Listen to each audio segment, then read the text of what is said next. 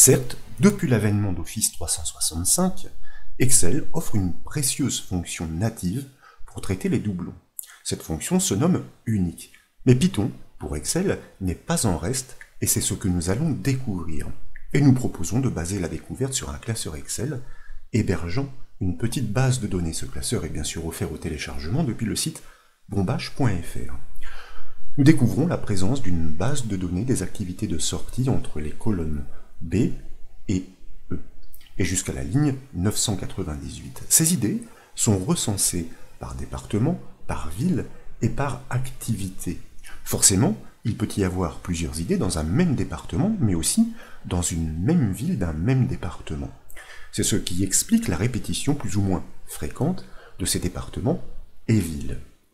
Sur la droite, des cases et grilles vides sont en attente de nos extractions par le biais de formules Python. Comme nous l'avons appris à l'occasion du volet précédent, pour exploiter ces méthodes Python, nous devons premièrement encapsuler les données à traiter dans un data frame, et nous allons attribuer un nom simple à ce data frame pour le piloter plus facilement. Je vous invite donc à cliquer sur la première cellule grisée pour sélectionner la case H2. Et dès lors, nous réalisons le raccourci clavier CTRL-ALT-MAJ-P, comme vous le savez, pour activer Python. Puis nous débutons la syntaxe ainsi. Tab égale.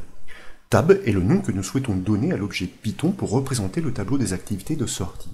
Et dès lors, je vous propose de sélectionner une petite portion du tableau, comme, pourquoi pas, la plage A1 à B2. Cette action conduit à la syntaxe que vous pouvez consulter, donc, par exemple, dans la barre de formule. Et ce que nous souhaitons faire, nous, c'est remplacer cette plage par le nom BDD. Donc, entre les guillemets, nous sélectionnons cette plage de cellules, et puis nous inscrivons le nom BDD. BDD est effectivement le nom que nous avions préalablement attribué à la base de données des activités de sortie. Après validation, CTRL-Entrée comme vous le savez, vous pouvez le constater ici en déployant la zone nom en haut à gauche de la feuille Excel. Le data frame est créé, rappelons-le, nous l'avons nommé Tab, et c'est désormais cet objet qui représente toutes les informations de la base de données des idées de sortie. C'est sur lui que nous allons maintenant pouvoir appliquer des méthodes Python pour purger les données. La méthode Python unique, lorsqu'elle est appliquée sur une colonne d'une source de données, permet d'isoler toutes les valeurs sans leur répétition. Pour preuve, cette fois je vous invite à cliquer sur la première case de la grille d'extraction pour sélectionner la cellule H4. De nouveau, CTRL-ALT-MAJ-P pour activer Python, et là, nous allons, grâce à notre objet Tab qui représente toute la base de données, isoler uniquement, entre crochets et entre guillemets, la colonne des départements en la mentionnant tout simplement par son nom, département, ensuite après nous fermons les guillemets, et nous pourrons fermer le crochet. Grâce à cette technique, nous isolons la colonne des départements sur l'objet Tab, représentant la base de données. Ensuite, nous allons appeler, grâce au point, une méthode, et la méthode qui nous intéresse est la méthode unique, avec deux parenthèses, car en l'occurrence ici, il n'y a pas de paramètres. Nous pouvons valider cette formule Python par le raccourci clavier, CTRL-Entrée. Et comme vous le constatez, une colonne de données est créée. Elle est encapsulée dans une petite liste. Et nous souhaitons exploiter ces valeurs. C'est pourquoi, à gauche de la barre de formule, nous cliquons sur la flèche orientée vers le bas, et dans les propositions, nous choisissons Valeur Excel. C'est ainsi que nous transformons notre objet Python en liste de données, et comme vous pouvez l'apprécier, nous obtenons bien une liste restreinte des départements purgés de leurs doublons. Ils ne sont pas tous présents dans cette base de données en l'occurrence. Maintenant, nous souhaitons isoler les lignes qui sont vraiment uniques sur les paires départements-villes.